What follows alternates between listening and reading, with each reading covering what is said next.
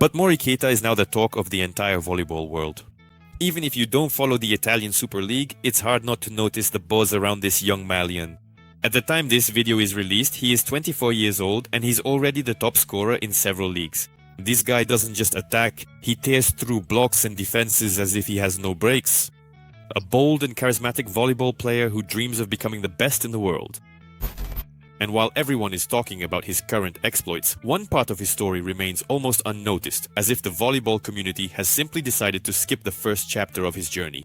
So let's rewind a bit and find out where the rise of this star truly began, from the streets of Mali to the courts of the world's strongest leagues.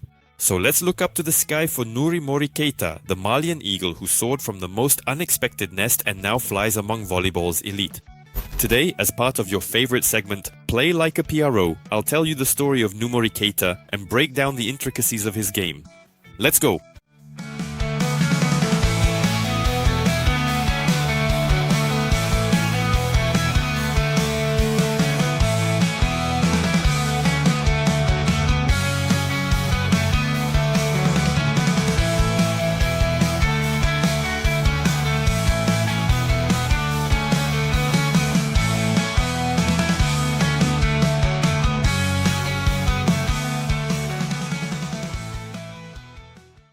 When we talk about volleyball, Mali is the last place that comes to mind. Until recently, the national team of this country couldn't even field a full roster for the Continental Championship. But in 2021, a breakthrough happened. For the first time in history, Mali qualified for the African Championship. And although the country couldn't make it past the preliminary stage, they managed to finish in 10th place overall, winning 3 matches during the tournament. The whole country started talking about volleyball, and the name everyone repeated was Noumory Keita. But for the first time, back in around 2015, scouts from Qatar's Rayyan noticed this young man as they were actively scouting African youth at the time and bringing them into their academy. The Malian's first love was basketball, which his brother still plays to this day. But as soon as he set foot on a volleyball court for the first time, there was no turning back. His incredible athleticism and natural talent were undeniable. And yes, here it's more appropriate to talk about gifts rather than any kind of absolute discipline. As Konstantin Abayev noted during a podcast, Keita isn't the kind of person who works the hardest in training, it's just that a lot comes to him effortlessly. It's no wonder that some journalists compared the Malian to Lionel Messi. Life in Qatar was far from luxurious. Keita shared a small living space with 5 other academy players and learned firsthand what it means to chase a dream far from home. It was precisely in these challenging conditions that his character was forged. In the 2017-2018 season, he was loaned out to the club Al Sadd. It wasn't the most glamorous path, but it was this very path that allowed Noumory to be noticed by one of the volleyball agents who visited Qatar. This chance encounter became a turning point. The agent saw in him what others had yet to notice at that time, a world-class potential. And that's when the Malian assassin took a leap of faith to Europe. At 17, the volleyball player found himself in Serbia, where he was taken in by the club Mladi Radnik and immediately became the league's top scorer, averaging around 20 points per match, which already attracted the interest of more prestigious leagues. But Keita chose Korea to continue his career. He was selected as the number 1 pick in the draft, ahead of Aaron Russell and David Kanaski, and as a fantastic bonus, he received a salary of $300,000 a year.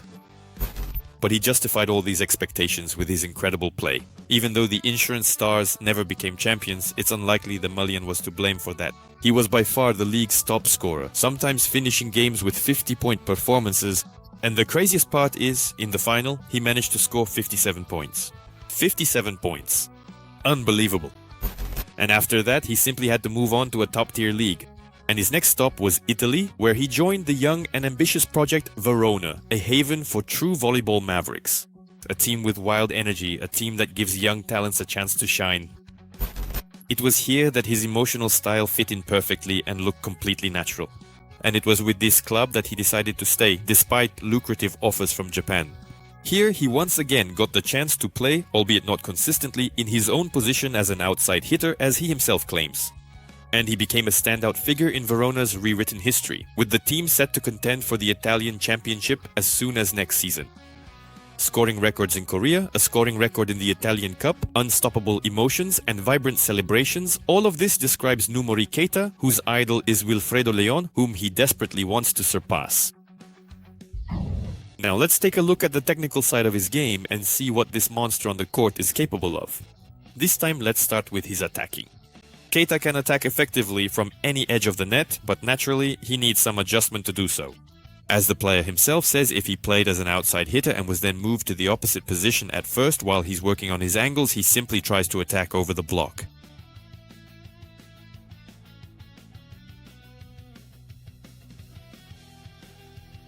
If any beginner volleyball players think there's no difference which side of the net you attack from, more experienced athletes know very well that it's not that simple.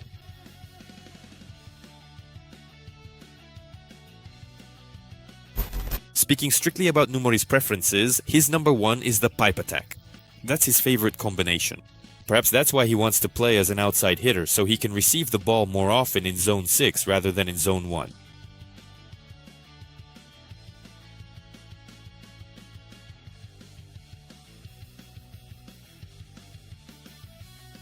If we look solely at attacking, Keita feels more confident in the outside hitter positions, because in zones 2 and 1 his pattern of actions is almost identical.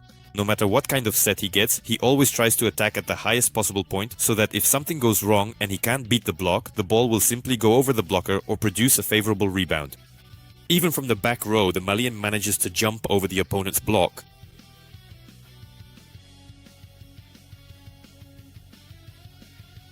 Essentially, when attacking from zone 1, he always has two reliable directions. This direction is towards zone 1, where the ball most often goes to the back line. Given Keita's attack height, this looks, if not like a guaranteed winner, then at least like a no-lose option. The longest diagonal means more chances to beat the block with height and less risk of hitting out of bounds.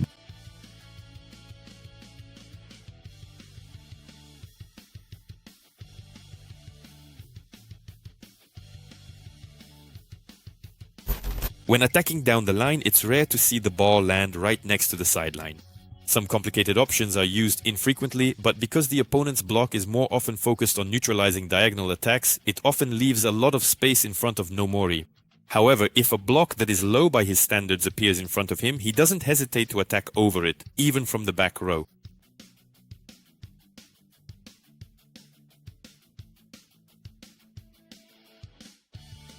At the net, he also adds a sharper move towards zone 2, but again, most often this happens against a single block.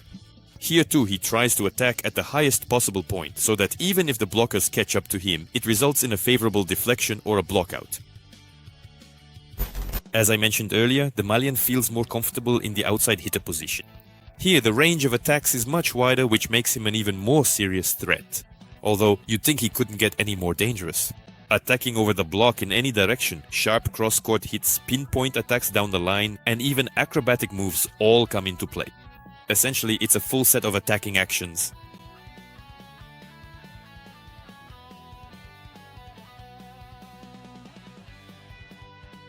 And of course, his favorite pipe attack, where he also has a wide range of offensive maneuvers, allowing him not only to be effective, but also to outplay the opponent's block in spectacular fashion.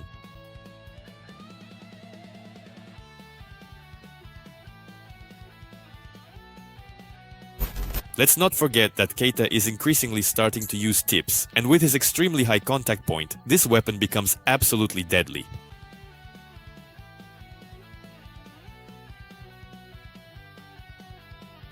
Of course, we also have to break down the technical aspects of this Malian monster. Let's start with his approach, where Noumory begins to pick up speed even before receiving the set from the setter. There isn't any specific standard for the number of steps here. It all depends on the circumstances and on how quickly the ball reaches the setter.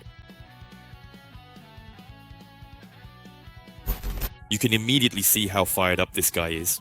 After all, each of his steps is essentially not a step but a small jump. Everything looks quite light and airy, and then everything follows the classic script. A wide, powerful penultimate step, a sweeping swing of the arms back, followed by a lightning-fast drive forward.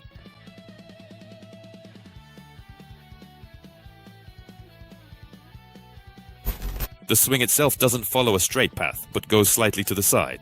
Honestly, I didn't notice that this caused any problems. Most likely it's just an anatomical feature that doesn't affect anything.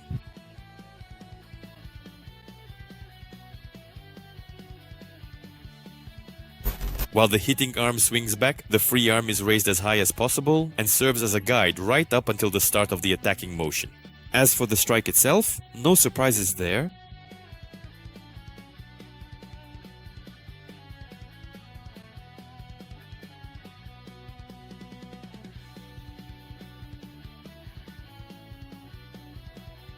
The run-up for an attack from Zone 1 starts slightly outside the court, and during the takeoff, the body is almost parallel to the net. It's pretty much the same when attacking from Zone 2, but here, if possible, he takes a slightly wider approach. That's if we're talking about the situation after a reception. But if the rally drags on, he tries to take an even sharper approach almost from the start of the dashed line. This is how his attack from Zone 4 usually looks. A wide run-up, and at takeoff, his body is almost perpendicular to the net.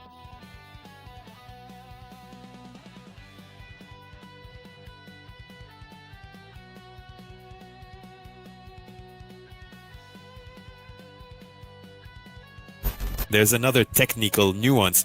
When attacking from the right edge of the net, he rotates his torso more following the ball, which can result in him landing almost with his back to the net.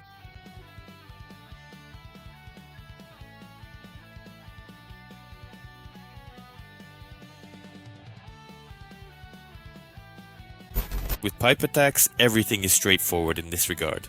A straight run-up in standard situations, a jump forward without turning the torso upon landing. Oh right, I almost forgot. Keita has this slight Cuban flair. When attacking, he leans his torso to the left. Not as aggressively as Miguel Lopez, but it's still noticeable. By the way, there was a separate video about Lopez on the channel, so you can check it out. Let's move on to serving.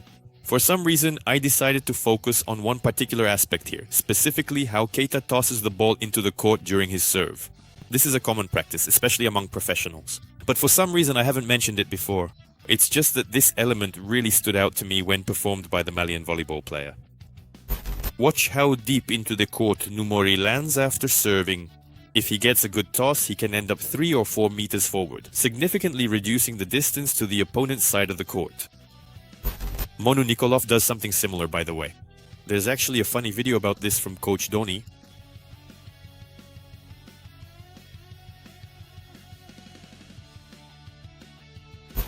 So, for example, yes, sorry in advance for this example. I'm a person who's almost 30 centimeters shorter than Keita, and look at where I land compared to where Noumory lands. Even if we serve at the same speed, the receivers will have significantly less time to react to his serve than to mine, because the ball's flight time will be shorter due to the smaller distance it needs to cover. I hope I explained it simply and clearly. Now let's move on to the traditional elements of this segment. Let's start with the ritual before serving. Honestly, there isn't any complicated or strict sequence of actions here, unlike most of the players I've analyzed in this series. Usually it's just receiving the ball and casually moving to the serving spot. One of the more or less notable things is that after turning to face the court, Keita bounces the ball on the floor between 5 and 12 times. And most often he takes the ball in his right hand and then transfers it to his left. And from there, the ball returns to his right hand, which is the one he uses to toss it. He uses ball rotation in a single plane, without any side spin. As I've mentioned in some instructional videos, the more active this kind of ball rotation is, the higher the chance that the ball, roughly speaking, will dive down in front of the receiver. And accordingly, the chance of the ball going out over the end line decreases. There's another thing that was often noticeable before Malik's serve in the final part of the season. Rok Mojic would often come up to him and say something. As for what he was saying, you can share your guesses in the comments below. A mini section. What is Rok Mojic saying? As for the direction of the serve, it can be described as a very precise, fairly straightforward weapon, but with the potential to inflict maximum damage. You won't see any complex technical elements here or any attempt to deceive the opponent. No, the goal is simply to deliver the most destructive serve possible, so that even a top receiver can't handle it well, and if you're lucky, even score an ace. That is, considering that Keita's toss isn't perfectly precise, there's a bit of variation, and he has to adjust to the ball almost every time. And however he adjusts to it, that's how the ball will fly. That's why the most common option is to serve to zone 6, with a slight tilt towards zone 5. Again, this really depends on how he approaches the ball. It's rare to see any tactical serves here. It's either high risk or very high risk when the serve goes well. Again, considering the power with which the ball is put into play and the shortened distance from the serve to the receivers, it's almost impossible to handle such a ball perfectly on receive. Directing the ball to zone 1 is quite difficult for Noumory. Yes, he does make these kinds of serves, but more often in cases when he tosses the ball to his left side and doesn't have time to get into position under the ball. But if he deliberately tries to adjust the ball with a wrist movement, it's very likely to result in a mistake. And we'll finish the analysis with blocking. On one hand, Keita has excellent physical attributes and an incredible jump, which it would seem should allow him to be a great blocker. But as is often the case, guys with this kind of explosive athleticism are actually far from elite level in this aspect of the game. In Noumory's case, he tries to reach maximum height every time. This is far from always being practical. It's much more important to choose the right position in front of the ball and to extend your hands well, thereby reducing the distance to the ball and minimizing the open space for the attacker. But unfortunately, the Malian does everything very chaotically. Yes, he can position himself well alongside other blockers, but when he becomes the reference point himself, major problems arise. Most often, the takeoff spot is chosen incorrectly from the start. You can also observe the position of the player's body in the air. It's hard to call it stable, and that's a serious problem when blocking. Yes, the height of his block is impressive, but at the same time, it's very easy to see. And Keita very rarely changes the position of his hands, so the attacker can clearly see where there are open zones for attacking. As a result, it turns out that Noumory only blocks the possibility of hitting over him in terms of height, but in other directions he leaves a lot of space, which opponents often take advantage of. So, while impressive attacks and powerful serves are certainly great, it's still worth paying attention to blocking as well. There's definitely still a huge area for growth here. Well, that's it. The episode about Noumory Keita is coming to an end. I really hope you enjoyed this video and that you'll show your appreciation with likes, comments, and by subscribing to the channel. Be sure to write who you'd like to see as the next hero of this series. As always, I'll be guided by your preferences. And as usual, this was Nikolai Ivanov with you. Love what you do and you'll definitely succeed. See you soon. Bye.